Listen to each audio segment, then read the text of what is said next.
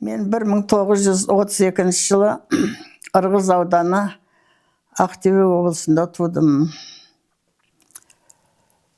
Қазір жасым 93-тен 94-ке кетіп бара жатырмын. Тарихтың тірі куәгерімін. Басымнан небір қиындықтар, күйзелістер өтті, сонымен бірге бақытты заманым да біраз уақытқа созылды. Ең алдымен мен мынаны айтар едім. Мен президенттің қызы болдым. Менің әкем Құлымбетов Ұзақбай Қазақстанның орталық атқару комитетінің төрағасы болды. 37 жылы халық жауы деген дақпыртпен атылып кетті. Ал екіншіден мен аңызға айналған қазақтың батыры, қазақтың мақтанышы, қазақтың бүкіл атын шығарған Бауыржан Момышұлының үйіне келін болып түстім. Үшіншіден Рейхстагқа алғаш жеңіс жалауын тіккен Рахымжан Қошқарбаевтың келіні болдым. Кейде ол мені келіннен гөрі Орыншам деп атайды. Менің атым Орынша болса, ол Орыншам деп еркелететін. Тағы біраз уақыттар, біраз жылдар біздің мемлекетімізді басқарған, үкіметімізді басқарған, орталық атқару партия комитетінің бірінші хатшысы болған Димаш Қонаевтың келін атандым. Ол кісі маған келіні шырақ жүріп кетші алдымнан дейтін еді. Міне бұндай бақыт көрінген кісіге берген жоқ. Сондықтан енді мен осылардың барлығын таратып, сіздерге айтып берейін. Мен 5 жасыма шейін президенттің қызы болдым. Менің әкем Ұзақбай Құлымбетов Қазақстанның ең алғашқы өндірісін түзеген. Өндірісін, қанша өндірісі бар, соны тізімге алған. Қандай өндірістер жасауымыз керек. Яғни өндіріссіз қазақ елі тәуелділіктен тәуелді болады, өндірісі жоқ болса. Өндірісі болса ғана қазақ елі онда алға дамиды деген сөзді ең алғаш айтқан менің әкем еді. Ол кісі ол кезде Қазақстанның халық шаруашылығының басшысы болды. 25 жылдан бастап. Осы жұмысты атқарып жүрген кезде ол кісі жаңағы өндірістеріміздің Қазақстанда қанша өндіріс бар? Соны тізімге алғанда біздегі өндірістің түрі тұз өндіру, ұн тарту, мал бағу, негізгінен мал бақтық қой енді біз. Сосын жаңағы бар өндірісіміз, алтын, күміс шығаратын жеріміз ол Ресейдің Қарамағында болған. Қысқасы өндірістің түрі осы міне. Міне осы өндірісті дамытпайынша Қазақстан тәуелділіктен құтылмайды деген сөз айтқан адам. Міне содан бастап ол кісі халық шаруашылығын жоспарлау комитетінің председателі болды. Одан кейін ол кісі қазіргі тілмен айтқан уақытта мына біздің үкіметімізді басқарып отырған мекеме, не деп атайтын едік. Совнаркомның ол кезде Ұзақбай Құлымбетов Совнаркомның орынбасары 30 жылдан бастап бірінші орынбасары болды. Одан кейін орталық атқару комитетінің басшысы болды. Қазақстанды басқарған осы кісі. 46 жасында ұсталынып, 47 жасында атылып кетті. Содан кейін менің тағдырым 5 жастан бастап менің тағдырым қайғылы тағдыр болды. Біздің тұқымдарымыздың барлығы халық жауының семьясы деп жан-жаққа шашыратып, түрмеге салғандарын түрмеге салып, атқандарын атып жіберді. Сонымен Ырғыз ауданында 5 жасқа шейін өстім мен. 5 жасқа дейін емес, Ырғыз ауданында туған мен 32 жылы тусам, 32 жылы ашаршылық басталынып кетті. Содан кейін біз Алматыға келдік. Алматыдағы үйімізде тұрдық. Ал 5 жасымда Ол кісі ұсталынып кеткеннен кейін біз қашып Ырғызға кеттік. Енді мына жерде мынаны айтуым керек. Жалпы Құлымбетов, Ұзақбай бір анадан 3 жігіт бір қарындасы болған. Бірінші өзі Ұзақбайдың, Желдірбайдың баласы Ұзақбай. Желдірбайдан Ұзақбай туған, Ұзақбайдың інісі Қарабала болған. Қарабаланың інісі Жолмұрат болған, Жолмұраттан кейін Дәмелі деген апамыз болған. Ал енді Қарабала 27 жылы қайтыс болып кеткен. Менің фамилиям Қарабайлы. Неге Қарабайлы деп айтатынды артынан айтамын.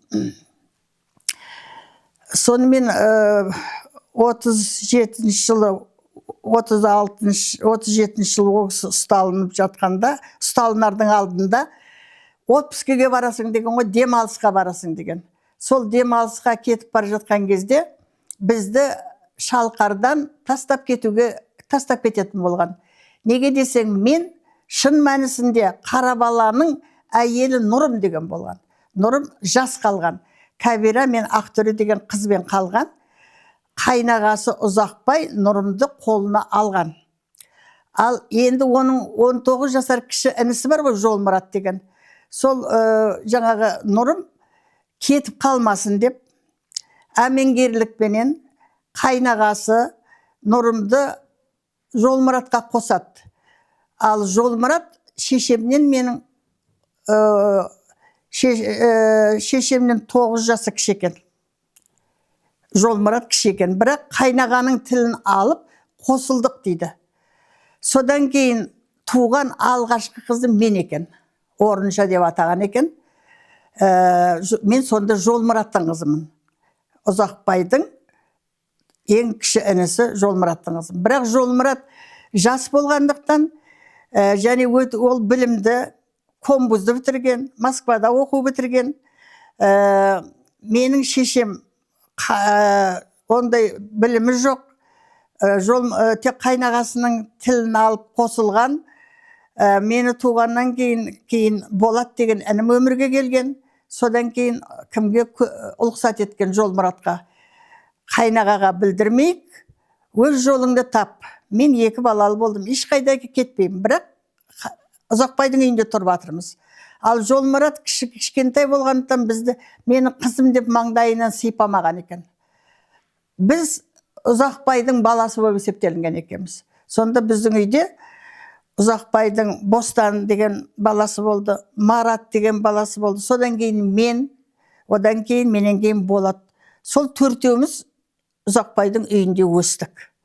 Ал біз өзіміз бертінге дейін әкеміз Ұзақбай деп ойладық. Жолмұратты біз мойындаған жоқпыз, ол кісі біздің бетімізден сүйген адам емес.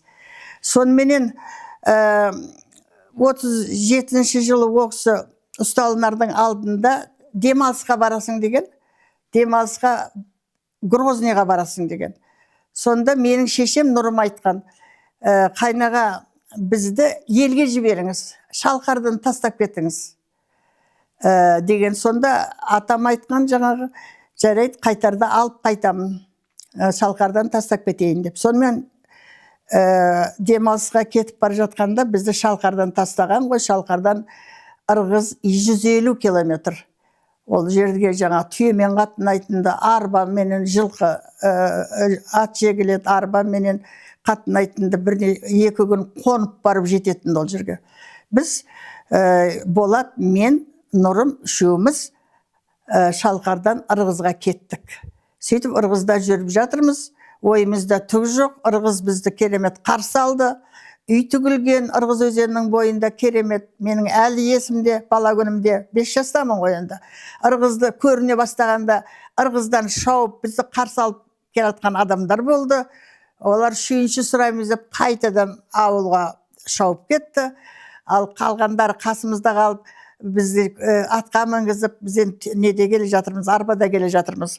Атқа мінгізіп, әне Ырғыз көрінді, әне Ырғыз көрінді. Аппақ шағалайдай керемет киіз үйлер көрінді. Соның ең биігі біздің үйіміз екен. Біздің үйіміз 12 қанат болатынды. 12 қанат үйге алып келіп түсіріп жатыр. Жұрт деген қопаштап баяғы керемет Құлымбеттің келіні келді, балалары келді деп керемет қарсы алып жатыр. Есімде менің.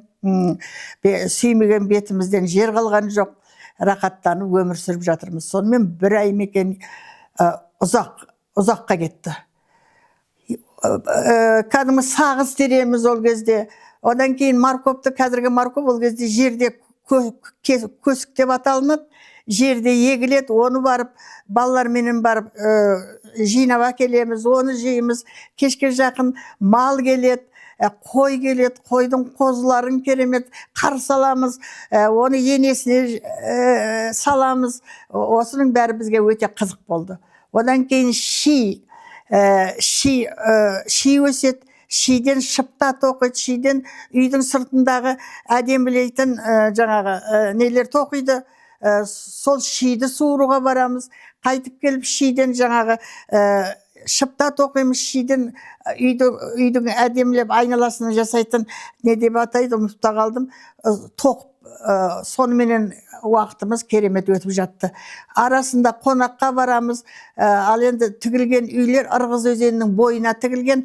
Одан енді Ырғыздың қаласы менен үйлердің арасында біраз енді жер бар. Жаяу жүруге де болады, атпен де баруға болады. Ырғыз қаласына да барып қайтамыз. Сондай көңілді өтіп жатты. Арасында мамам айтып қояды. Жаңа Нұрымды мама деймін, мамам айтып қояды, қайнағадан хабар болмай жатыр.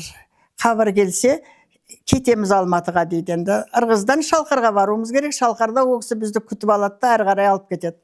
Сөйтіп жүргенде ұйықтап жатыр екенбіз, Болат екеуміз кішкентаймыз. Үйде керемет жоқтау дауысы шықты. Көзімізді ашып қарасақ, мамам жылап жатыр.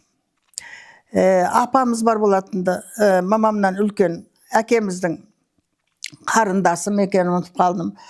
Жылап жатыр бәрі, беттерін тырнап жылап жатыр, айғайлап. Сөздеріне құлақ тұрсам, не болды? Бізді халық жауы дей ма? Бұл қайдан шыққан? Қалай халық жауы? Деген сөздер естіледі маған. Адам көп, арасында жүрген адамдар, кетіңдер, жылауды қойыңдар, құртамыз, түрмеге саламыз деген сөздерді айтады. Енді ондай сөздерді бұрын естімеген біз сол біраздан кейін түсіндік. Мамамның қасына барып едім, ол бізге әрі кетіңдер деп кейбір кісілер бізде барыңдар, сендердің шаруаларың болмасын деді. Общем, түніменен жылау сықтауменен өтті ол күні. Ертеңіне сол түсіндік. Қайнағасын Ұзақбайды ұстапты, демалысқа барып, демалып жатқан жерінен ұстап, семья алдымен ұстау үшін Москваға шақырды деп естідік.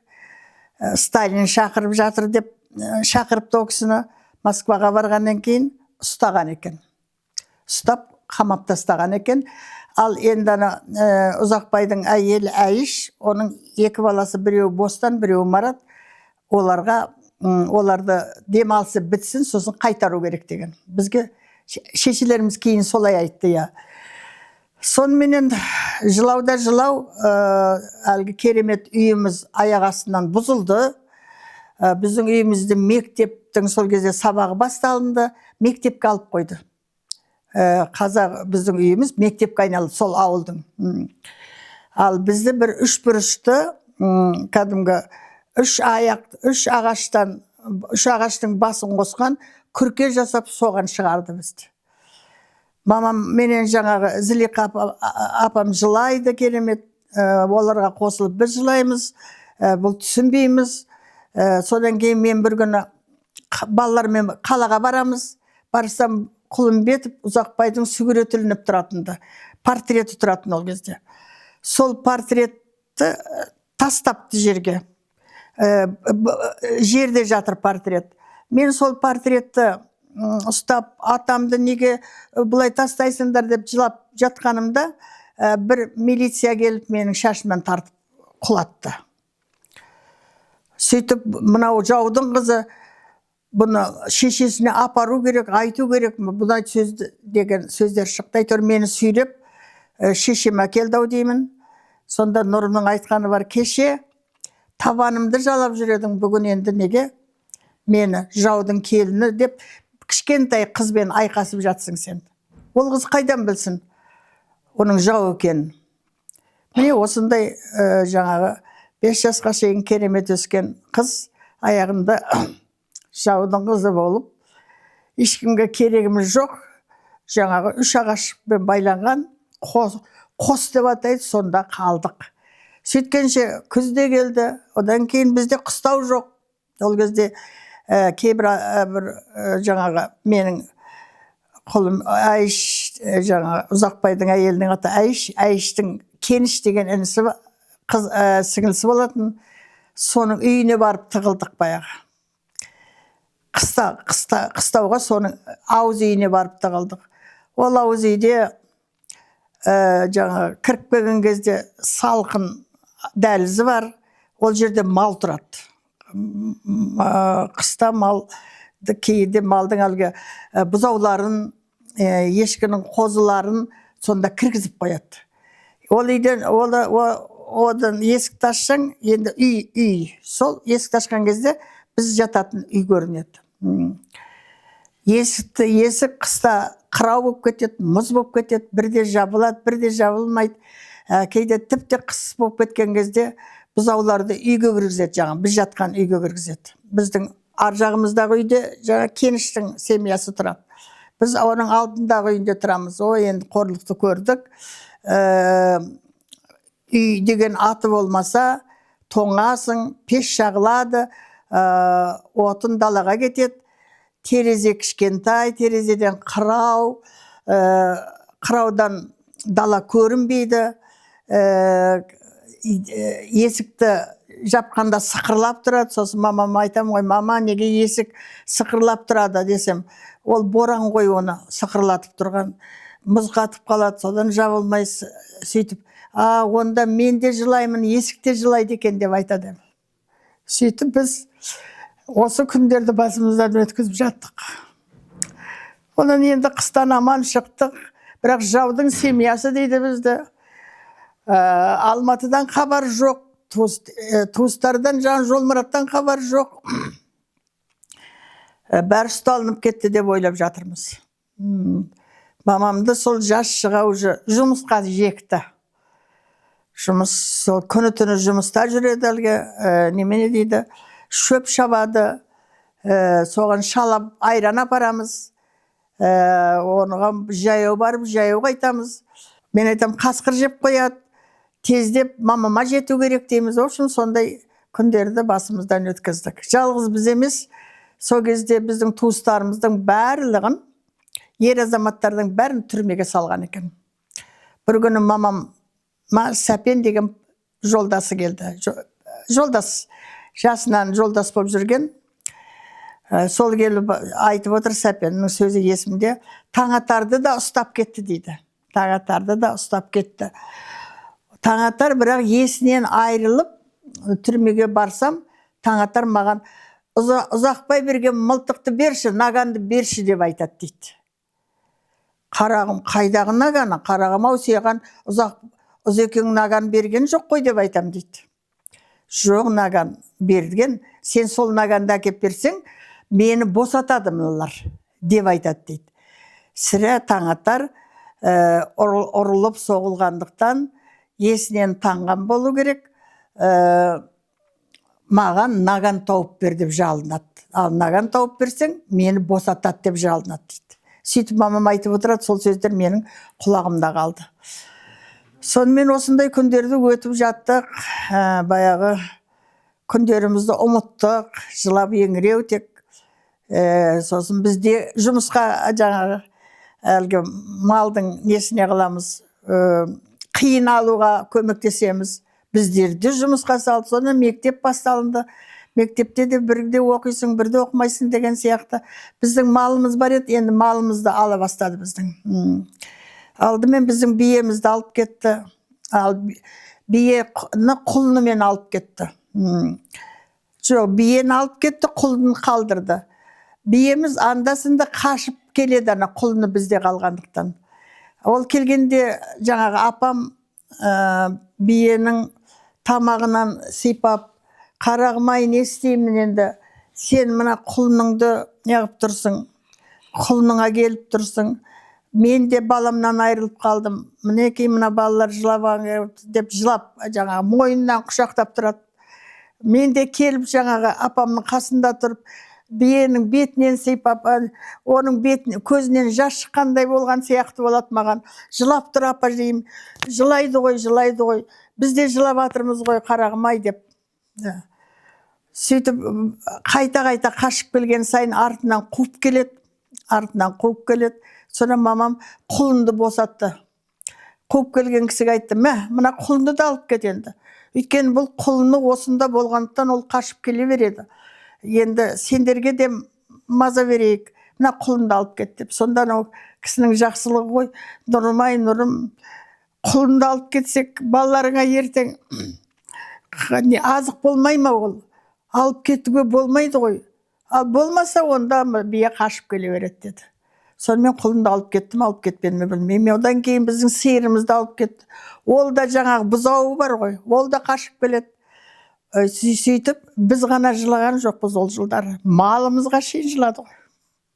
Малға шейін жылады. Содан шешем мен апам ешкім хабарласпайды.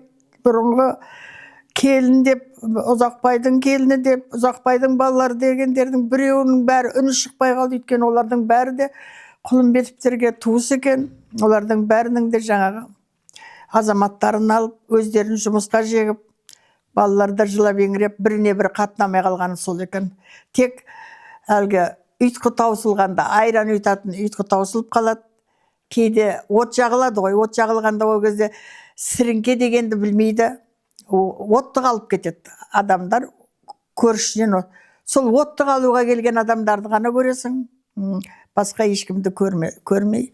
Сонымен жылап еңіреп біз 40-шы жылға шейін жүрдік. Ешкімнен не ала алмадық. Ырғыздың суына түсеміз барып, жазда. Онда да жаңағы суға түскеннен кейін бала емеспіз, құмына жатамыз, шашымыз құм-құм болады. Соған кейде рақаттанып қаласың. Ал енді жаңағыдай әкеміз ұсталынды, жау деген есімізге түскенде жүрегіміз сырқ ете қалып, көзіміздің жасын шүртіп тастап, қайтадан суға сүңгіп кетеміз. Судан шыққаннан кейін бала емеспіз, балалармен ойнап келе жатамыз. Ал енді кейде ойында ұтып кетсең, халық жауында. Халық жауы сендерсіңдер. Сендермен ойнамаймын деп балалар кетіп қалады. Содан енді біз де кейде айтамыз, сен де халық жауының. Сөйтсек, сол ойнап жүрген балаларымыздың бәрі халық жауының балалары екен. Оны түсінбейді ғой. Өздері халық жауының баласы бола тұрса да, жаңағы біздің әкеміз әлгі республиканы басқарғаннан кейін бізден көреді екен ғой оның барлығы. Міне балалық жағымыз біздің 40-шы жылға шейін Ырғызда осылай өтті. Содан бір күні бір үшбұрышты хат келді. Мен оқи аламын. Уже мен қарып танып қалған екенмін. Сол ежелеп оқып бергенімде ол Жолмұраттан келген хат екен. Сыртына қараймыз, Қарақалпақстанның Мойнақ қаласы деп жазылады. Мамам айтам, Қарақалпақстанның Мойнақ қаласында екен, ол кісі мұғалім екен деймін. Сол бізді шақырып жатыр деймін. Аралға келіңдер, Аралдан күтіп аламын. Аралдан Мойнаққа өзім алып кетем деп жазады деймін. Сонымен мамамның әкесі болатын Тұрман деген керемет, биік адам, өте сол қартайғанның өзінде керемет сұлу адам еді. Ол кісі келгенде бізден алыста отырады.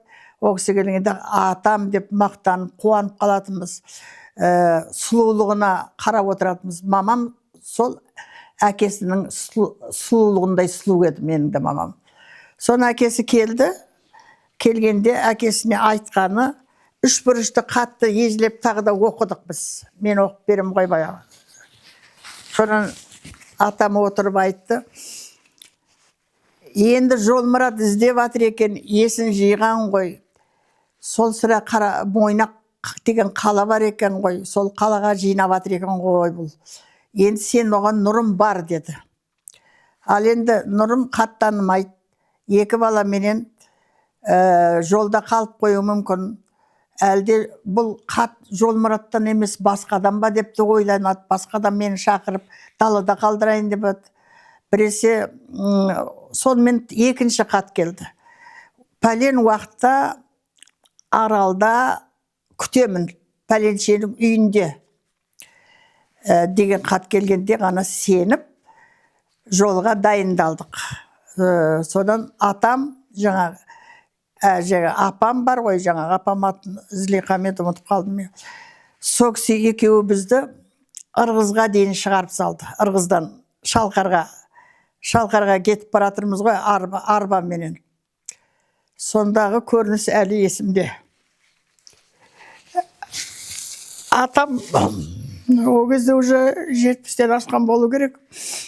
Сақалы, аппақшы сақалы бізді құшақтап жатыр ғой еді. Болады дегенім, атам бармаса мен бармаймын деп жатып қалды жерде. Атам бармаса мен бармаймын. Оны көріп, атам бармаса мен бармаймын, апам бармаса мен бармаймын деп. Нұрым бізге жалынады. Құдай-ау қайтейік, Құдайдың салғанын көнбесе болмайды. Атаң мен апаңды қалай алып барамыз? Қазір өзіміздің қалай жетеміз, Жолмұратқа қалай тапсамыз? Соны білмей тұрғанда, атаң мен апаңды қалай алып барамыз деп жылайды. Енді қойыңдар, сендер жіберіңдер деп. Сол сөйтіп қоштастық. Сол қоштасқаны атам мен апамды біз көрмедік. Біз кейін елге барғанда бұлар өліп қалған екен. Ал енді біздің жанымызға атам Нұрымның жанына Нәрегей деген інісін қосыпты. Үйленбеген адам екен. Ұзақ уақыт әйелсіз жүрген. Сен барып, апарда қайтасың деген ғой. Сонымен Нәрегей бізбен еріп, біз Шалқардан пойызға мініп Аралға келдік. Аралдан жаңағы айтқан үйіне бардық. Сөйтсек, ол үй жаңа айттым ғой, Ұзақбайдың қарындасы болды, Дәмелі деген. Сол Дәмелінің үйі екен. Дәмелі өлген екен де, жездеміз басқа Зілиқа деген әйелге үйленген екен. Сол үйге бардық. Сол енді көрісіп, мамамдар жылап жатыр, баяғы, ойбай, дауыстарың шықпасын, қорадағы көршілер естімесін деп сөз айтып жатыр ғой, баяғы, айналадағы бізге жанашырлар. Үйге келіп тұншығып жылап жатыр. Жолмұрат қайда деп мамам бір кезде сұрады Зілиқадан. Бізде Жолмұратты көргіміз келіп тұр. Бір көстік қой енді. Бізді қызым демегенмен, балам демегенменен үйде жүргенін көрдік қой. Бірақ маңдайымыздан сипаған адам емес. Содан Зілиқа айтты, ол түнгі 10-да келеді деген сөз міне. Осы уақытқа шейін менің есімде. Өйткені көршілер сезбеу керек. Қашып жүр ғой, енді қашып жүр. Сол сағат 10-ды күтіп отырмыз. Қараңғылау болды. Сол бір әдемі адам қорадан кірді. Сөйтсек Жолмұрат өте әдемі адам екен, Түрінді ұмыт қылғанбыз ғой, біздің кішкентай болғаннан. Жаңа жалғыз өзі кірді, мамам құшақтап, екеу мамам жылап жатыр. Жолмұрат айтты, ойбай, Нұреке, жыламаңыз деді. Сол көп кешікпей, жаңа бізді пароходқа алып кетті. Сөйтсек, жаңа Мойнақтан Аралға пароход жүреді екен. Оның сүйретпесі болады екен. Пароходқа міндік. Ол үлкен өте. Бірінші мініп тұрғанымыз ғой. Керемет пароход. Пароходтың артында тағы да өзіндей сүйретпесі болады екен. Оны көрсетті, оны көріп тұрмыз. Болат екеуміздің немізде қуанғанымыз соншалықтан пароходты көріп, ішіндегі магазиндерді көріп, ішінде адамдар отыр, толып отыр адамдар. Магазиннен бізге жаңағы керекті затымызды алып беріп жатыр. Түк көрмегендей баламыз ғой енді. Жолмұратты қызықтап, жаңағы қолынан ұстап, бірақ ол сүймейді бізді. Қолынан ұстап, соған мақтанып, бұл әкеміз екенін білмейміз біз. Әкеміз екенін білмейміз о кісінің, тек жаңа ағамыз деп жүрміз ғой, тәте деп атайтынбыз о кісіні біз. Сонымен 3 күн 3 түн жүретін болдық. Көрдіңіз бе, қазір енді Аралдың да бақыты қайтты ғой енді. Сонда ол кісі түсіндірді, 3 күн жүреміз, не болады, әлгі толқын күшейгенде качка болады, жүректерің айнайды, құсасыңдар, сосын жаңа су толқын күшейгенде жаңа пароходтың үстіне су толады екен өзі. Жан жақтан оны шелекпенен лақтырып суға қайтадан адамдары бар екен, жаңа суды қайтадан әрі қарай төгіп жатады, керісінше толқын суды пароходқа толтырып жатады. Әйтеуір аман есен 3 күн дегенде Мойнаққа жеттік қой. Жаңа әлгі шағалада белгілі жерге шейін ұшады екен, ал ана 3 күнге ұша алмайды екен шағалада. Шағалаға ғой сопровождать ететін жаңа. Соны бізге түсіндірді. Шағаланың қанаты талады, белгілі жерге шейін ұшады да, одан кейін өзінің ұяларына, қонатын жеріне кетеді. Теңіз сонда үлкен деген, міне сол теңіздің қазір баға қайтты ғой енді. Ал енді бізді Бостан мен Марат қайықпенен қарсы алды. Кішкентай қайықпен екеуі есіп келді. Жолмұрат бізге айтты, Бостан мен Марат, ана ол үлкен жігіт болды бұларда деп. Сонымен Бостан мен Маратты көріп, Нұрым тағы да айғайын салып жатыр, жылап еңіреп. Біздер енді бірімізді құшақтап жатырмыз, бірімізді жаңа көргендей. Менің шашымнен олар тартатынды кішкентай күнімде. Содан ұзақпай келгенде, жұмыстан келгенде тізесіне таласады екенбіз. Сонда ол кісі 3 жылдан көрі, енді мен қыз бала болғандықтан мені кішкене алдына жақындатады екен. Алар ашуланып менің шашымнан тартып құлатпақшы болады.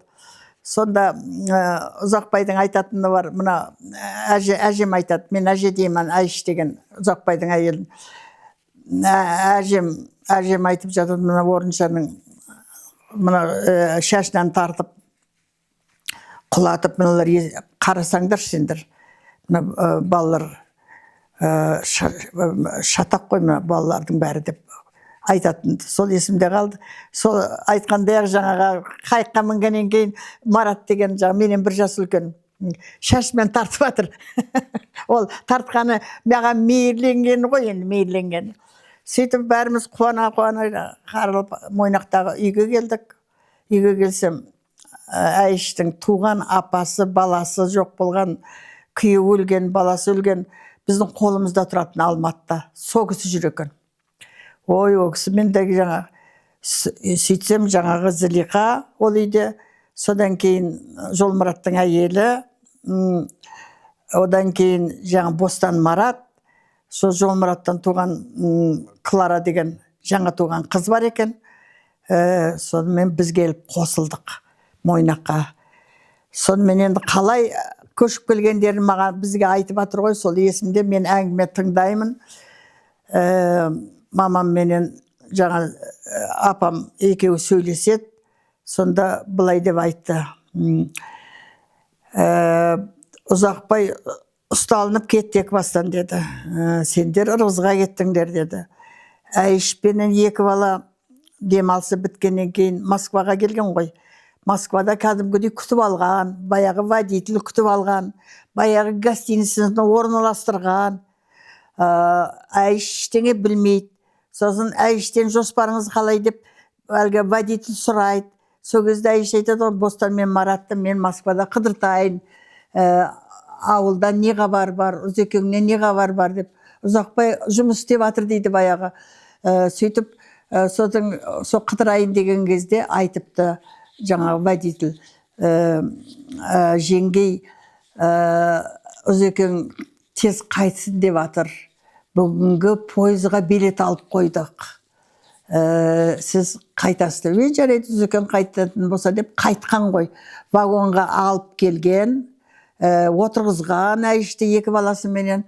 Содан кейін водитель кетерде бір газет беріпті. Жеңгей мына газетті Бостанға көрсетпеңіз деп. Бостан уже бірінші классқа барған. Көрсетпеңіз мына газетті. Әйш оны білмейді, ештеңе білмейді әлі. Сонымен жаңағы бір есіне түсіп, балалары ұйықтаған кезде жаңағы газетті қараса, үйде оқытқан Ұзақбай Әйішті де Нұрымды да үйде оқытқан, сауатын аштырған. Сол жаңағы Құлымбетов ұсталынды дегенді көреді ғой.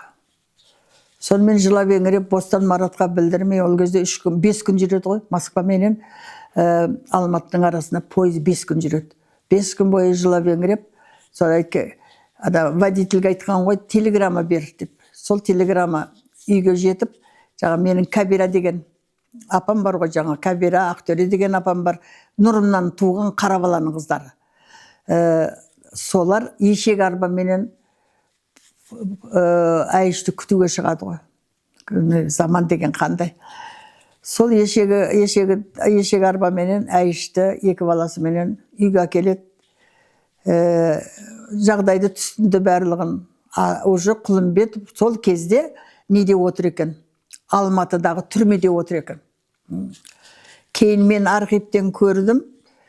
Құлымбетовты Ежоп деген ішкі істер министрі болған, ол басында біздің Қазақстанда болды. Қазақстанда автономиялы республиканың кадр бөлімін басқарды Ежоп деген. Қазақша судай болған. Алғашқы Ұзақбай Құлымбетовты өсірген, мына Ақтөбе облысында, Ақтөбе облысы губерния болып тұрғанда, сонда Ұзақбайды Ақмола губерниясын басқаруға жіберген Ежоп екен. Сол Ақмола губерниясында бұл 21-ші, 22-ші, 25-ші жылға шейін болды. Ақтөбе губерниясының керемет жаңағы жұмысын соншама істеген соншалықты, онда әлгі жұрттың бәрін оқытады ғой, сауаттандырады. Сонда 1000 адам сауаттанды дейді ғой Құлымбеттің арқасында. Одан кейін жаңағы келімсектер, орыстар ғой енді. Келімсектер жергілікті халықтарға қорлық көрсетіп, жерін тартып алып, сөйткен ғой. Соның барлығын Ұзақбай өзі орыс тілден сабақ берген кезінде, педагогикалық мына курсты бітірген Ақтөбеде орыс тілі мен математикадан сабақ берген бұл кісі, мұғалім алғашқыда. Соның арқасында өзі дипломат адам болған. Соның арқасында жаңағы келімсектер біздің қазақтарға қорлық көрсетіп жатыр ғой. Соның барлығын тәртіпке келтірген. Тіл білгендіктен болу керек, жаңағы дипломатиясы күшті болу керек. Оның барлығын Ежоп көріп отыр. Одан кейін барып, онда Ақмола губернасына ол кезде Көкшетауда қараған, Петропавлда қараған, Қарағандыда қараған. 5 қала, үлкен қала Ақмола губернасына қараған.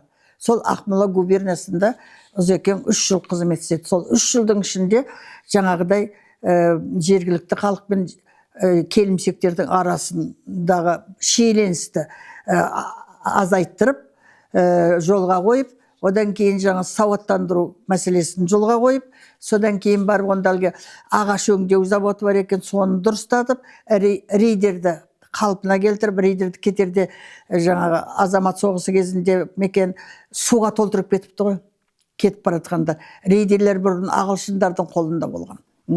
Сосын жаңа алтын, күміс, спаска жерлері, соны қайтадан қалпына келтіруге тырысқан Ұзақбай. Одан кейін Петропавлда тұрған ғой, Петропавлдан Көкшетауға темір жол салғызған бұл кісі. Сол 3 жылдың ішінде керемет жұмыс атқарған. Сол көзге көрінгеннен кейін жаңағы бұны шақыртып алып, автономиялы республиканың басшылары шақыртып алып, ол кезде Орынборда ғой бұлар. Шақыртып алып, бұл кісіні жаңағы халық шаруашылығы кеңесінің басшы еткен, бүкіл Қазақстанның халық шаруашылығын басқаратын кісіге айналған бұл кісі. Соныменен Ақмола губерниясын жолға қойғаннан кейін, одан кейін мына кадрлар жоқ қой. Сол кадрларды оқытатын ең алғашқы училищені Петропавлда ашқан. Соның арқасында ол училищеға ылғи кедейдің балаларын алғызған. Сонда сол кедейдің балалары, соның біреу Жүнісіп деген біздің үйде кітабы да бар, Ұзақбайға жазған несі де бар, естелігі де бар Ұзақбайдың кітабында. Сол сияқты жаңағы училищеға оқуға шақыртқан адамдар Ұзақбайдың үйіне келеді екен. Жатақхана жоқ қой. Алдымен Құлымбетов бізді шақыртты деп үйіне келген ғой. Сонда бұлар өзі 3 бөлмелі үйде тұрады екен. Әй шешем келген адамдардың бәріне самоварын қайнатып, шайын беріп, тамағын береді екен. Кешке түнде Ұзақбай жұмыстан келгенде айтады екен, осындай кісілер келді деп. Сол жаңа студенттер келіп жатыр училищеға дейді. Ұзақбай ертеңіне қызметіне кетерде жаңа балалармен танысып, балаларды өзі апарып училищеге орналастырады екен. Сол училищеден бітіргендердің көбісі кейін райкомның басшысы болды, облыстың басшылары болды ғой. Ал бірақ Ұзақбай ұсталған кезде ол кісілерді де ұсталынып, атылып кетті. Сол сонымен не керек, кім Ұзақбай халық шаруашылығын басқарды, одан кейін барып жоспарлау комитетін, бүкіл мына Қазақстанның ең алғашқы жоспарлау жұмысын жүргізген Ұзақбай Құлымбетов. Әлгі 5 жылдық жоспар деген шықты ғой. 28 бен 32 жылдың арасында 5 жыл, ең алғашқы Совет одағының 5 жылдық жоспары шықты. Сол 5 жылдық жоспарды жасаған Қазақстандағы қай жеріне өндіріс салу керек, малдың, жылқыны қай жерде өсіру керек, түйені қай жерде өсіру керек, оның жейтін шөбі қандай болу керек, шөпті қай уақытта шабып алу керек. Жоспарда осыған шейін қылған ғой мінекей. Ал ана құлынды көбейту керек, ботаны көбейту керек. Ботаны көбейткен, құлынды көбейткен адамдарға астықтай азық түлік бергізген сол заманда. Ол өте қызық нәрсе. Қазір соны біз ескеріп жатырмыз, бір жоқ па? Мен кейде айтып қоямын ғой. Сонда жаңағы ботаны өсіресіз, сізге астық береді. Құлынды өсіресіз, астық береді. Сосын малдың шөбі пәлен уақытта шауып алу керек екен. Ал шаппасаңыз, ол шөптің несі қасиеті кетіп қалады екен. Кеш шапсаңыз. Соған дейін айтылған ғой, соның барлығын біліп жүр ғой Құлымбетов. Білесіз бе? Мамандығы оқытушы. Бірақ сол кезде заман талабы солай болу керек, болмаса өзі сондай өзін-өзі дамытқан адам болу керек. Сөйтіп Қазақстанның 5 жылдық жоспарын жасады. Соның үстінде Түрксіб темір жолы. Міне Түрксіб темір жолы 30, мен өзі тарихшымын. Мектепте 56 жыл сабақ бердім. Сонда 5 жылдық жоспар 28 жылдан бастап басталыну керек, ол 32-33 жыл аяқталу керек. А Түрксіб темір жолы 31 жыл аяқталды ғой. А Түрксіб темір жолын салғандар кім дегенде? Өз ауылдағы шаруалар салды. Құмды етегімен тасыды. Мына қап жоқ қой жұрттың бәрінде. Мына етекке салып құмды тасыды. Ал ана шпалдарды, пойыздың астына салатын шпалдарды түйемен тасыды. Түйеге сүйретіп тасыды. Қыс, жаз керемет аңызақ. Сонда адамдар қалай шыдады десеңізші. Одан кейін қыс деген қақап тұрған қыста темір жол салу оңай болған жоқ. Соның өзіне темір жолды 1 жыл бұрын бітіртті ғой, Түрксіб темір жолын. Әрине оның инженері Тынышбаев, оны басқарып отырған. Мына ол кезде Ұзақбай Құлымбетов Совнаркомның бірінші орынбасары. Совнарком дегеніміз қазіргі премьер-министр ғой. Премьер-министрдің бірінші орынбасары Ұзақбай Құлымбетов болды. Міне осы жұмыстардың басы қасында жүрген Ұзақбай Құлымбетов. Ал қазір сол Ұзақбай Құлымбетовті әлі жұрт танымай жатыр, әлі білмей жатыр. Бұл кісі өзінің тарихтан орнын әлі ала алмай жатыр. Әрине тарихшылар айтады, бұл кісі мемлекетті басқарған адам, бұл кісіні еш уақытта біз ұмытпаймыз дейді, бірақ кейде әлгі президентке сол қуғын сүргіннің қорлығын көрген адамдардың списогін бергенде ұзақпай қалып қойып отырады. Кейде Құлымбетов бұрынғы президенттің аузына іліккен жоқ әйтеуір. Бірде Әбіш Кекілбаев маған звондап айтты, апай, қуғын сүргіннің басшылары жаңа Сейфуллин дегенде айтады ғой баяғы. Сонда Құлымбетов қалып қойған екен, мен кіргіздім. Ол Құлымбетовті ұмытуға болмайды ғой. Ол тарихшылардың жаңа президентке беріп отырған адамдардың надандығынан Құлымбетов қалып қояды деп айтатынды, білмегендіктен деп. Сонымен міне біз Құлымбетов кейін енді Қазақстанның басшысы болды. Одақтас республика, Қазақстан автономиялы республикадан одақтас республикаға айналдырған Құлымбетовтің кезінде. Одақтас республика айналдық біз. Құлымбетовтің кезінде сол одақтас республика, мына алдымен автономиялы республика болды 20-шы жылы, 35-ші жылы автономия республиканың 15 жылдығы тойланды. Соған байланысты значок шығарды. Сол значокпенен біздің алдыңғы қатарлы адамдардың барлығы наградталынды. Бұның бәрінің наградын беріп жатқан Құлымбетов өзінің несінде, қолынан беріп жатқан. Ал сол 15 жылдыққа Калининді шақырды. Калинин деген ол кезде Совет одағының бүкіл одақтас республикаларының басшылары, Москвада отырған Калинин. Сол Калинин біздің үйге келген екен. Резиденция жоқ қой, гостиница жоқ қой кезде. Сонда Калининді біздің үйде 3 күн тұрған екен Калинин.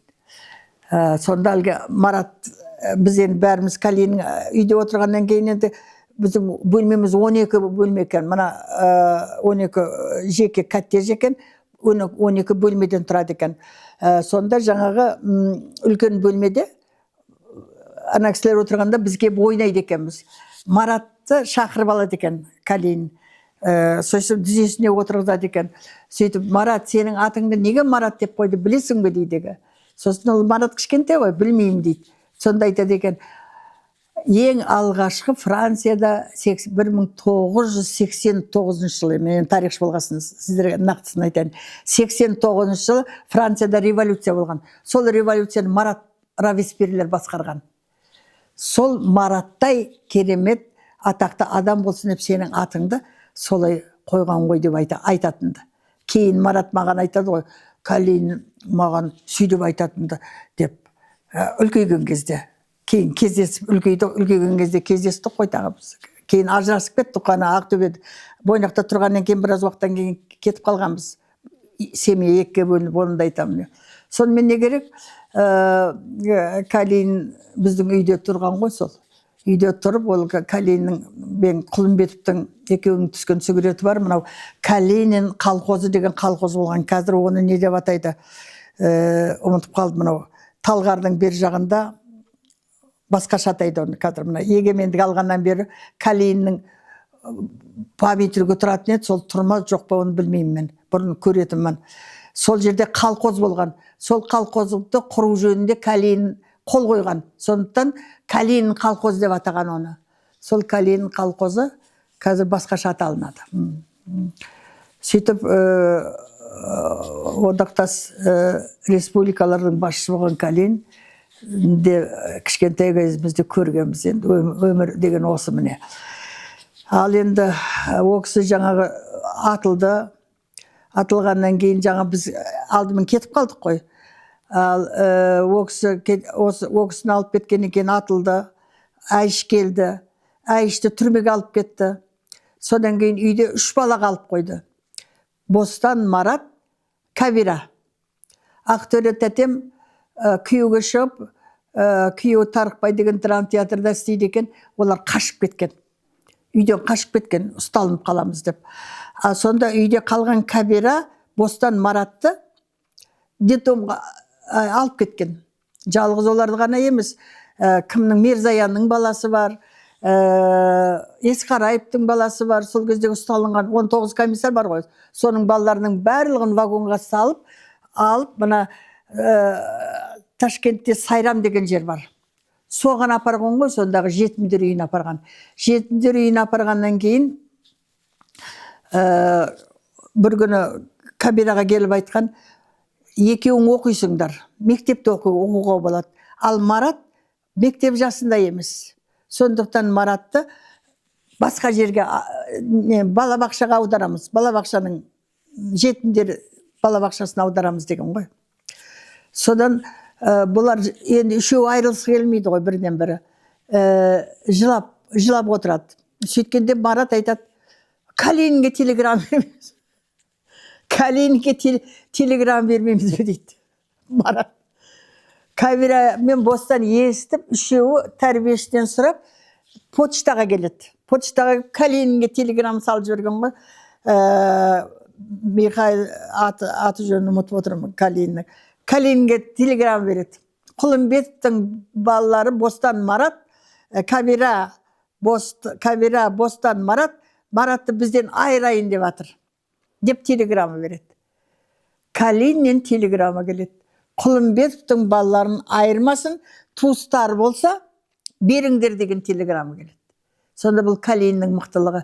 Неге десең, Калининнің әйелінде жау деп Сталин ұстап жіберген. Көрдіңіз бе? Мараттың ана Калининнің тізесінде отырған есінде қалған, кішкентайда болса жаңа Калининнің керемет адам екенін Калининге телеграмма беректі. Соныменен бұл телеграмма келгеннен кейін Кабир айтады, оны газеттерге берген ғой. Құлымбетовтың балаларын іздеп алатындарға ұлықсат деген. Ал Мойнақта жаңа Жолмұрат жүр ғой. Мойнақта Жолмұрат жүр. Жолмұраттың енді ана адамдарды қалай алып кеткенін айтайын. Ұзақбай сотталынып жатқан кезде кім Москвада екен Жолмұрат. Ал енді келгеннен кейін Жолмұрат жаңа Ұзақбайдың жолдас жоралары бар ғой. Олар көзің кет жасырын деген ғой, сені де ұстап кетеді деген. Бәрімізді де ұстап кетеді, жасырын кет деген. Сонымен Жолмұрат неге барған? Мына қазіргі Жетісу облысында Қызыл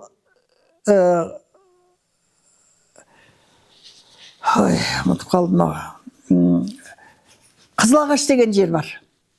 Соған жасырынып барған ғой, фамилиясы Құлымбетов. Сонда барып грузчик бола ма, әйтеуір бірдеңе бола ма, жасырынып жүрген соны. Одан біліп қойғаннан кейін жасырынып, мынау Ұзынағашқа барады. Ұзынағаш. Кейін ол Ұзынағашта жүргенін таптық қой ол кісінің. Сөйтіп жүреді, содан кейін сөйтіп жүгіріп анда-мында жүреді, сосын бір күн естейді, Қарақалпақстанда Құлымбетовтер көп екен дегенді естейді. Неде болса деп Қарақалпақстанға кетеді. Сөйтіп Қарақалпақстанның Мойнағына барып, Мойнақ деген қаласына барып орналасады. Стаханов мектебі деген мектеп болыпты Мойнақ қаласында. Сол Мойнақ қаласына барып, бұл орналасады, завуч болып істейді.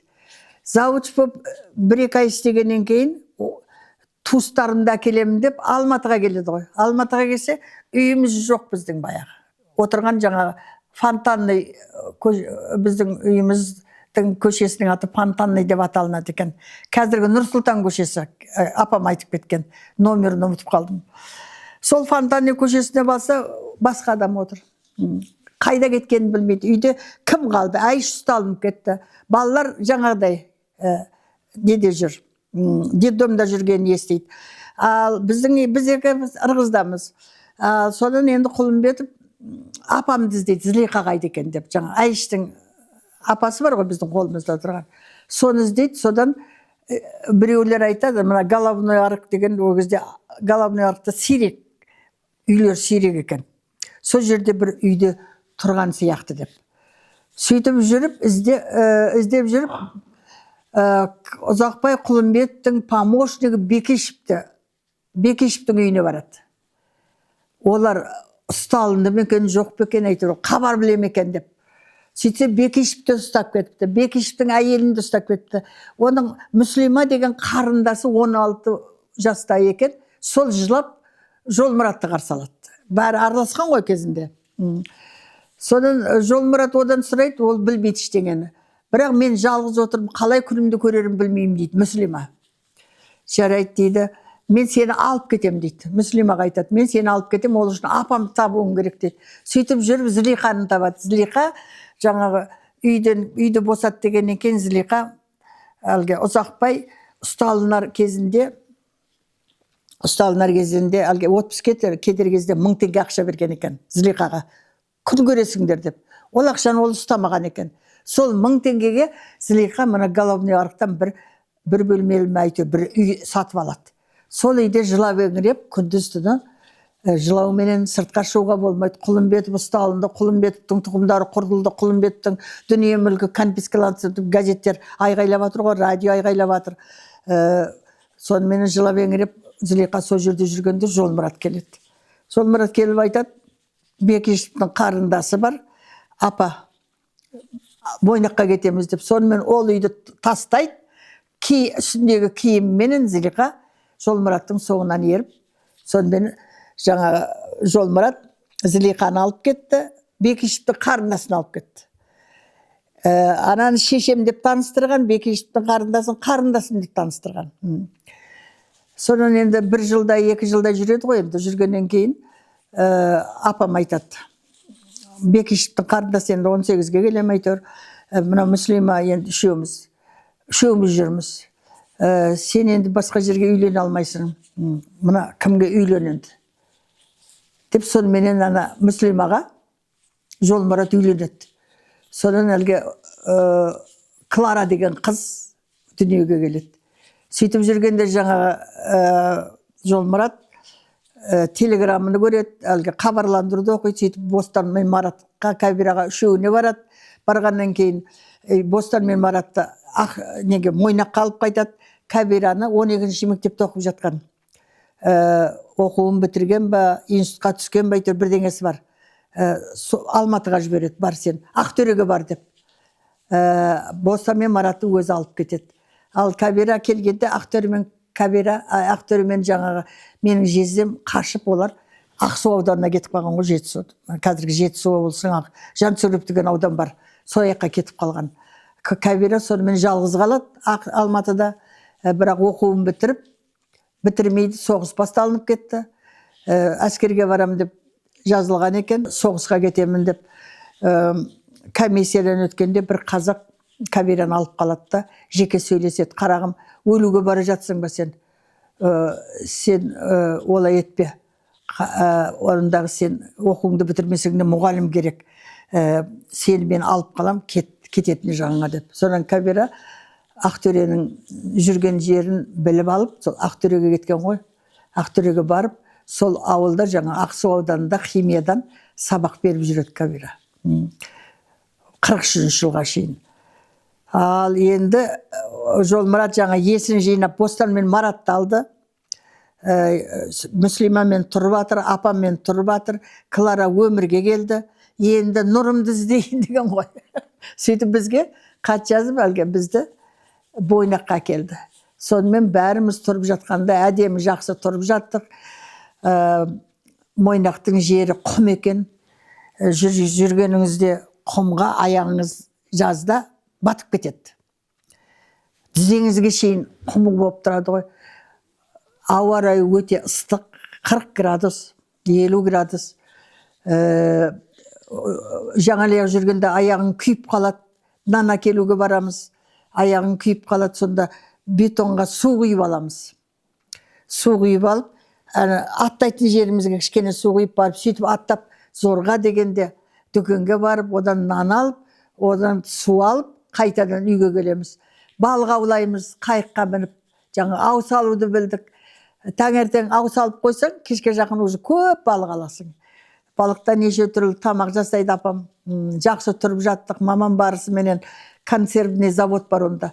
Консервный заводқа жұмысқа тұрды.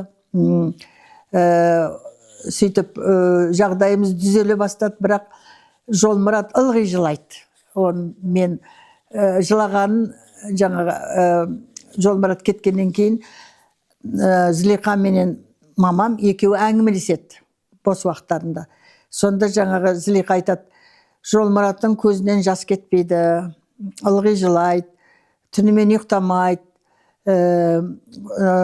ағасын боқтайды, кейде ағасын жақтайды.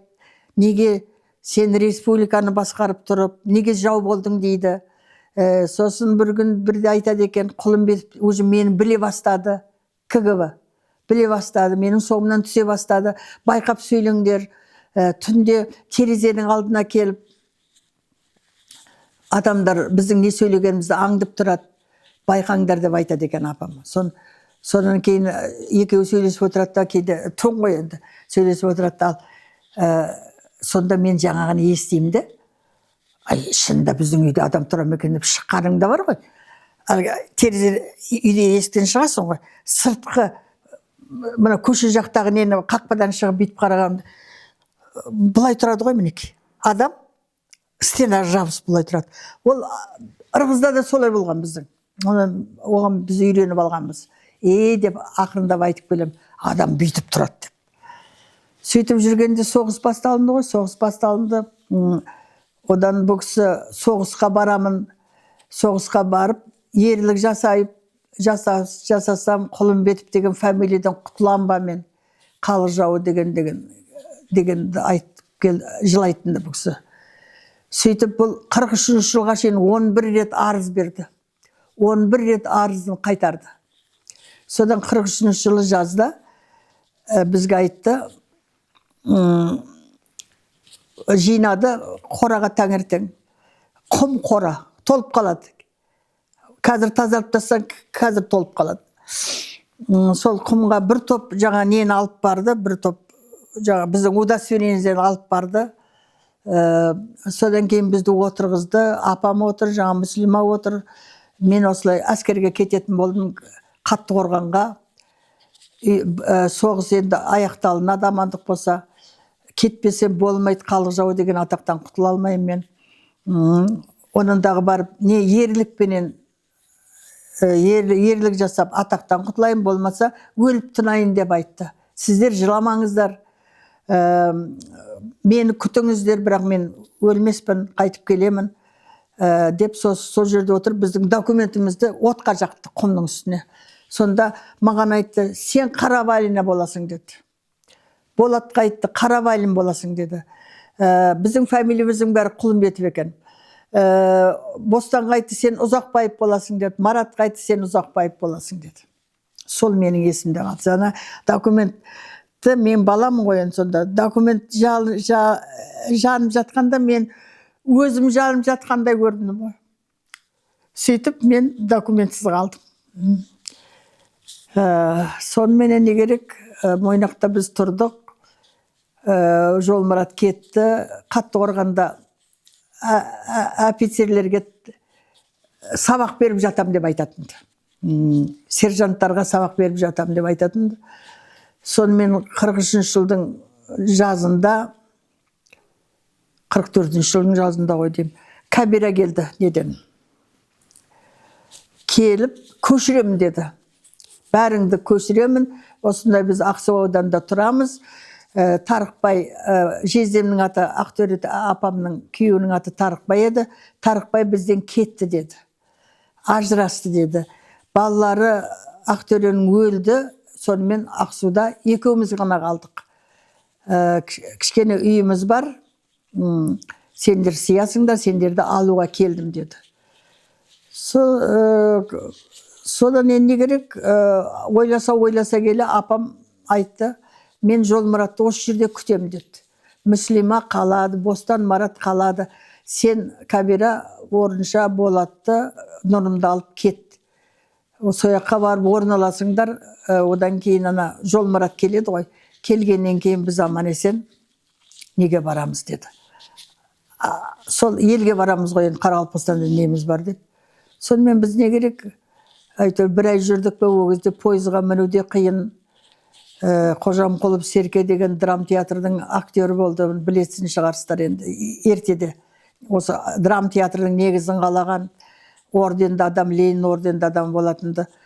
Пойызға билет алмай Аралға барғаннан кейін жатып қалдық.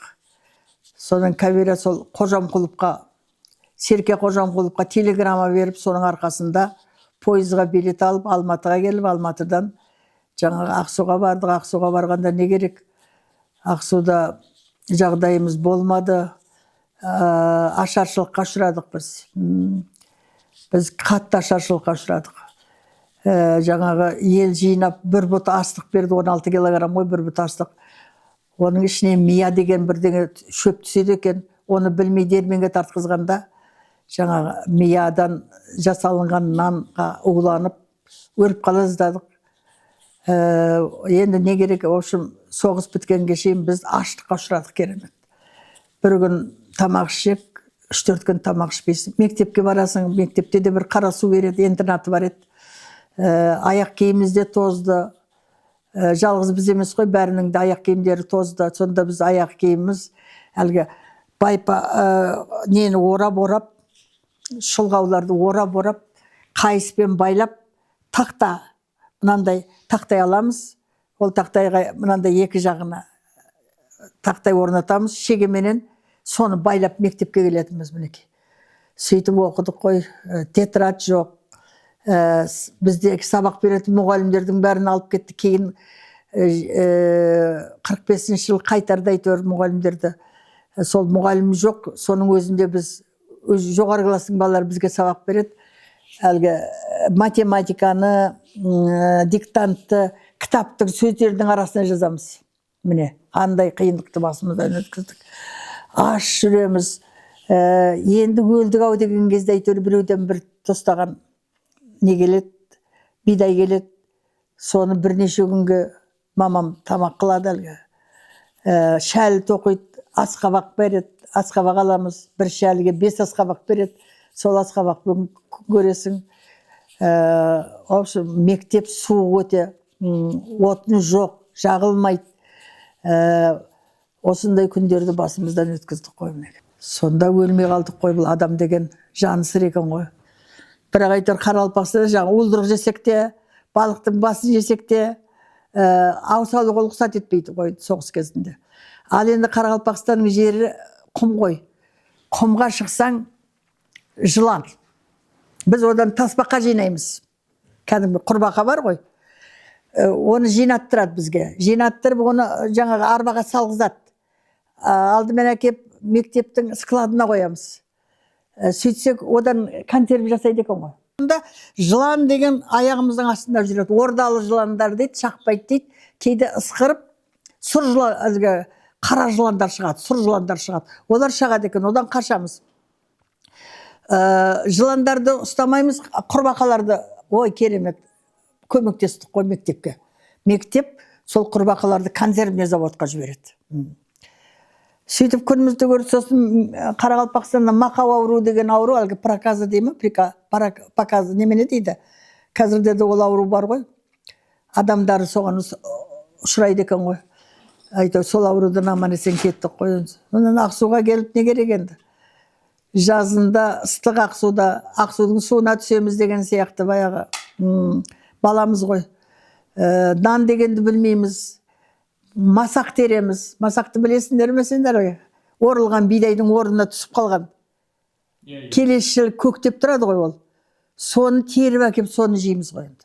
Соны жуып, мамамдар бізге береді ғой.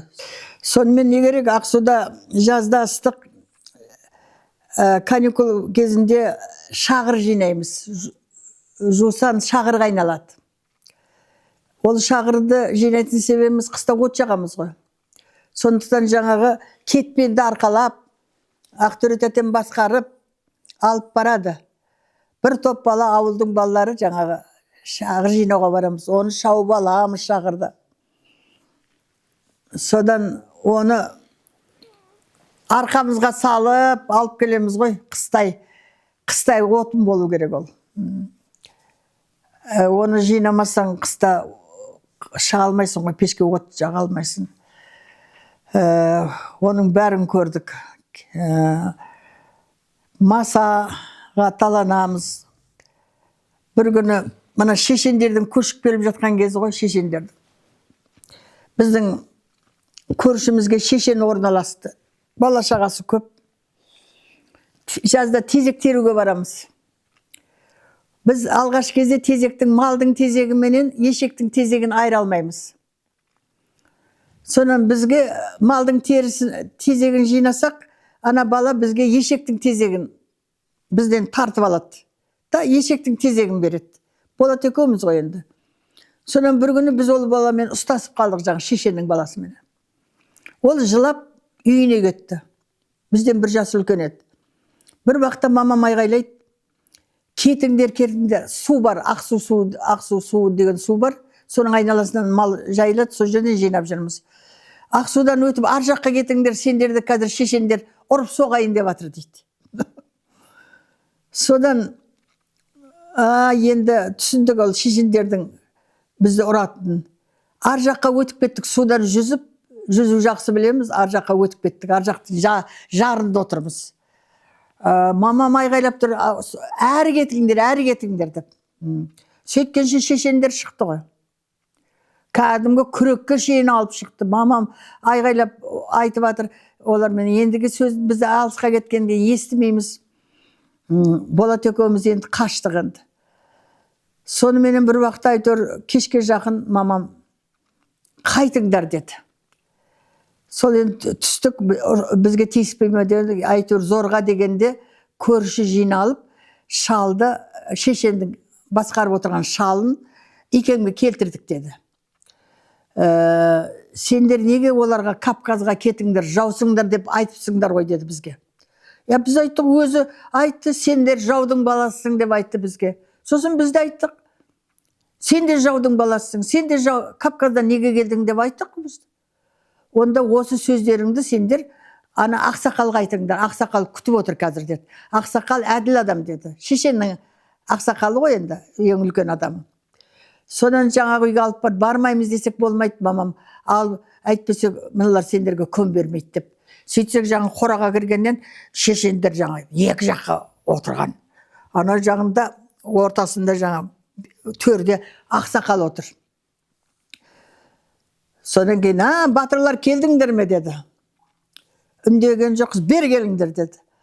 Екеуміз бардық: не үшін сендер Кавказға кетіңдер, жаусыңдар деп айттыңдар деді. Мен айттым: өзі ғой бастаған, жаудың балалары деп бізге ешектің тезегін бізге береді де, сиырдың тезегін өздері алады, өзі алады.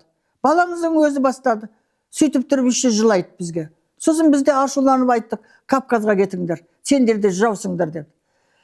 Жоқ, алдымен сендер қандай сөз айттыңдар деді. Біз айтқан жоқпыз, сіздің балаңыз жаудың баласы деп айтты. Бір уақытта баласын шақырып алды да қамшымен тартып жіберді ғой. Неге сөйді деп айтты. Неге айттың бұларға деп. Оны айтпадым деп жатыр. Жоқ, айтты деп біз айтып жатырмыз. Мойындады бала. Олай болса сен де жаудың баласың, сен де біріңе бірің бұдан кейін жау деп айтпаңдар. Татуласыңдар осы жерде.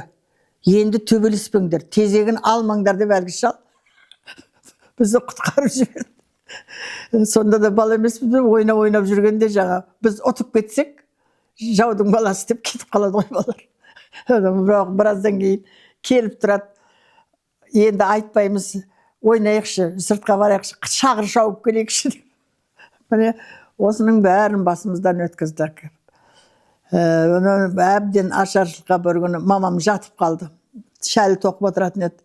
Шәлі тоқуға шамасы келмей мамам жатып қалды. Кәбир апам келді де записка жазды. Осы записканы пәлен үйге апарып беріңдер, солар бір тостаған бидай береді бізге деді. Соны Болат екеуміз зорға деп кеттік. Өйткені ол үйдің баласын танимыз біз. Бізбен бірге оқиды. Ол бала бізді мазақтайды ғой деп жүрміз. Сонда да болса мамамды аяп жатырмыз ғой. Мамам аузына бір тостаған бидайы берсе, соны біздің аузымызға тосып өзі тамақ жемеген ғой. Өзі енді өлерге келді енді. Мамамды аяп барып тұрмыз. Әлгі бала шықты: сен ашаршылыққа ұшырап жатсыңдар ма? Біздің үйден бидай сұрап келдіңдер ме деді әлгі бала. Сөйтіп аузын бидайға толтырып алған ғой, ол кезде бидайды қуырып қана жейді ғой. Әлгі аузынан түсіріп бидайды шашып жерге: ал жаудың балалары, бидайды теріп жеңдер деді. Сендер ашаршылыққа ұшырап жатсыңдар ғой деді. Әрі жаудың баласы деп тұр, әрі ашаршылыққа ұшырағыңды бізді төмендетіп жаңа бидайды жерге түсіріп тұр ғой. Соған ашуланып мамам өлсе өлсін, өлсек өлейік дедік те записканы бермей кетіп қалдық. Екеуміз жолда жылап келе жатырмыз, мамам әлсіз. Кабира біз көрісіп жатыр. Не көрсасың деп мен айғай салдым. Не көрсасың бізге? Ол бізге жаудың баласысың. Ана сендер ашаршылыққа ұшырап жатсың. Бидайды жерден теріп жеңдер деп бір-екі бидайды жерге тастады. Әйтеуір мамамның қалай өмір сүргенін білмеймін, сол ашаршылықтан кішкене беті бері қарады. Сондай заманды көрдік, сөйтіп жүріп, мен Кабира тұрмысқа шықты, жаңағы апам военкомға шықты. Ақтөбенің екен. Бірақ военкомға айтты, мамам шақырып алып, сен Ақтөбелік екенсің, военкомсың, біз жаудың семьясымыз. Мынау Ақтөре деген қызымның күйеуі керемет жақсы еді, Тарықбай деген. Жаудың қызына үйлендің дей бергеннен кейін ол Ақтөреден ажырады. Ертең сен де сөйтіп жүрме, қарағым. Ескертіп қояйын, Кабираға жолама сен деп айтты оған. Жағыпар деген жігіт еді, марқұм. Жоқ деп сол Жағыпар үйленді ғой, Кабираға үйленіп еді. Военкомнан алып тастады. Бір-екі айдан кейін военкомдығын тапсырып, қызмет бермей қойды. Сол кезде сол Жағыпар Ленинградтың торговля университетін бітірген екен. Бұндай мамандық даже сол кезде Алматыда да жоқ болған ғой. Содан оны Жаркентке жіберді. Ол Жаркентте біздің халық жауын екенін білген екен, бізді одан ол кісіні босатып тастады. Одан Ақтөбенің Мартуг ауданына бардық. Ой, 46 жыл Мартуг ауданына бардық. 45 соғыс аяқталынды. Ой, Мартугтың вокзалы әлі есімде. Қап-қара түтін іші. Жұрт жаңа шылым тартады. Пойыздар әрлі-берлі өтіп жатады. Сол пойыздан түскендер жаңа вокзалға барады ғой. Бізде анда-санда вокзалды бір көріп тұрамыз. Бір күні сол Жағыпарға ренжіп, мен Жағыпармен кеттім ғой. Мамам қалып қойды, Ақтөременен. Болатпен қалып қойды да, Кабираға мені ертіп жіберді. Бәрібір ол аяқтан тағы да қайтып келесіңдер ғой. Жаудың семьясы екендерін білсе, ертең қайтарады ғой деп мамам өзі қалып қойды. Үйренген жер Атыспаққа жақсы, осы Ақсудан да қаламын деп мамам қалып қойды. Сонда бір күні мен Жағыпарға ренжіп, Ақтөбеге, Алматыға кетемін деп вокзалға келдім. Түгін жоқ қолымда. 9-шы класста оқимын ғой. 9-шы класты бітірейін деп жатырмын. Сонан келіп, Алматыға кететін пойызды күтіп тұрмын. Ол үшін жаңа вокзалда тұрам ғой. Ой, адамдар деген, бірақ ол кездегі адамдардан қазіргі адамдар қорқынышты болып кетті ғой. Байқайсыңдар ма? Қазіргі заманда қыз баланың сыртта жүруі қауіпті ғой. Неше түрлі қорлық. Ал ол кезде сол байғұстар сол өздері ашаршылыққа ұшыраса да, өздері жаңағыдай түтіннің ішінде жүрсе де, тұрмыс ауыр болса да, қарағым деп маған бір шал айтты. Қайда кетіп баратсың сен деп. Мен Алматыға кетем деймін. Ақшаң бар ма дейді. Жоқ, ақшам жоқ деймін. Енді қалай кетесің деймін. Проводникпен келсем ғой деп қоямын. Сөйтіп жүргенде Жағыпар есіне түсіп, мені іздеп вокзалдан тауып алды. Әйтпесе кетейін деп тұрмын. Сонда қайда барамын сонда, өзің ойла. Жаңағы шал айтады, жоқ, қарағым, өйтіп ашуыңды бас, қайт үйіңе деп қояды маған. Сөйтіп жүріп, содан Ақтөбеде де 9-шы класты бітіргеннен кейін жұмыстан босатып жіберді Жағыпарды. Сосын ғой елге барғанымыз. Ақтөбеден айтты ол кісі, Ырғызға барайық, Ырғызда начальник милиция менің нем деді. Мамамның інісі деді. Ол жақсы қарсы алады бізді. Сөйтіп сендерді Ырғызға апарып көрсетіп қайтайық деді. Қуана-қуана Ырғызға келдік, начальник милицияның үйінде шалқайып жатырмыз. Соның сөздерінен қарасам, көршісіне мамамның подругасы Қанымша деп тұрады екен. Соған жүгіріп бармайын ба? Қанымшаны көрейін деп. Жазда Ырғыз ыстық қой. Терезелері жауып тастайды. Қараңғы болып тұрады. Мен кіргеннен, бүгін-ай деп айғайлап жатыр Қанымша.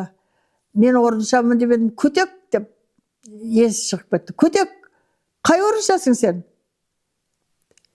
Дегенімше өзі, ай Ұзақбайдың қызысың ба сен? Я деп едім. Ой, жаудың қызы, ойпырай деп бір мақалды айтты. Соны ұмытып отырмын қазір. Соған өкпелеп кетіп қалдым.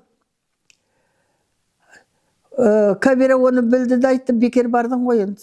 Неменесін барасың сен? Туыстар бізден қорқады ғой деді.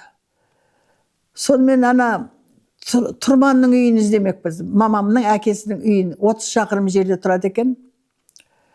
Жаңа Трантас арбасы бар. Начальник милицияның бізге соны берді. 30 шақырым жерге бардық қой. Сонда барғанымызда жаңағы балалар сыртта ойнап жүр екен. Бәдірәдейінің үйі қайда дейміз, Тұрман атаң өліп қалды деп айтқан бізге. Оның Бәдірәдейін деген баласы оған.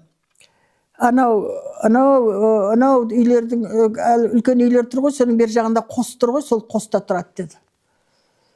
Деп келдік, сол Бәдірәдейінің әкесі сияқты ұзын бойлы, керемет әдемі адам, әдемі жігіт екен. Үстінде жама құрақ шапаны бар екен, шешесі бар екен. Сонда жатқанда аяғы күркеден шығып жатады екен. Бірақ обалдары не керек? Ана начальник милицияның арқасында бізге үй тігіліп, әпсетті. Сол үйге бізді орналастырып, сол үйде біз 2 күн жаттық. Қымыз келді. Ішпеймін деп едім, сол кезде айтты. Мына қымыз деді, жаңа Бәдірәддиннің шешесі айтты. Апам айтты. Мына қымыз Ұзақбайдың Байталы бар еді ғой деп атына айтады. Соны Нұрымға беріп кетіп еді ғой. Нұрым ол Ұзақбайға кеткеннен кейін бізге беріп кетті ғой. Одан біздің қолымыздан тартып алды. Міне содан тараған бие қазір. Соның қымызы ішіңдер деп. Сөйтіп туыстарымыз келмеді, тек начальник милицияның арқасында жаңағы үйді көрдік те, содан Алматыға келдік, Алматыда тұра алмайын. Қайтадан Ақсуға бардық. Ақсуда жұмыс бермеді. Әйтеуір сөйтіп жүріп, мен мектепті 7 жерде оқып, 10 класты 7 жерде оқып, соңында Жаркентте бітіріп, жаңа фамилиям менің не ғой енді? Қарабалина. Метрикам жоқ. Баяғыда өртеп жіберді ғой. Қарабалина деп жазылып, аттестат алып жатырмын ғой. Институтқа бару үшін менде документ жоқ. Содан сол өлкөртөдө жездемді жұмыстан шығарды, ол енді Көкталға келетін болды. Жаркенттің бер жағында 25 шақырым жерде, қазір Панфилов ауданы деймін сол. Көкталға келдік.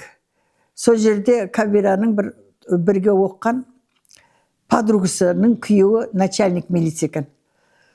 Сол Көкталда туды, Қарабалина 10 деген маған удостоверение алып берді. Сол удостоверениемен мен институтқа келдім. Қыздар институтына келдім.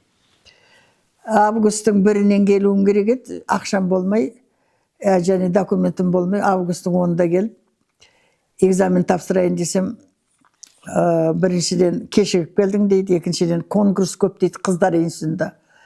Әйтеуір соның алдында тұрған Ажар Ыбыраева деген кейін комсомолдарының секретары болды. Сол институттың ректоры болды. Сәкен Сейфуллиннің қарындасы екен. Маған неге кешікті деп жаңа секретар. Ол студент болып жүріп, ректордың қатшысы болып жұмыс істейді екен. Сол маған неге кешіктің дегенде мен айттым, ақшам жоқ болды дедім. Одан кейін документім, неге 2 түрлі сенің? Біреуі мына неде Ырғызда туған аттестатымда, Қарабалина орынша, мына жеріңде сенің удостоверениеңде Көкталда тудың деген, сен былай қарағанда үйтіп алуға болмайды дегенде мен оған айттым, мен шынымды айттым.